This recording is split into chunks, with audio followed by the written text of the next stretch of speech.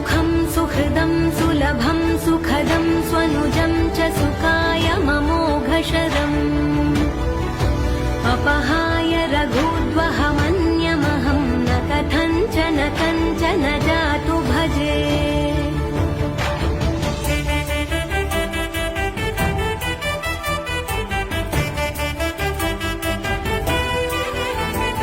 विना वेङ्कटेशं ननाथो ननाथः सदा वेङ्कटेशं स्मरामि स्मरामि।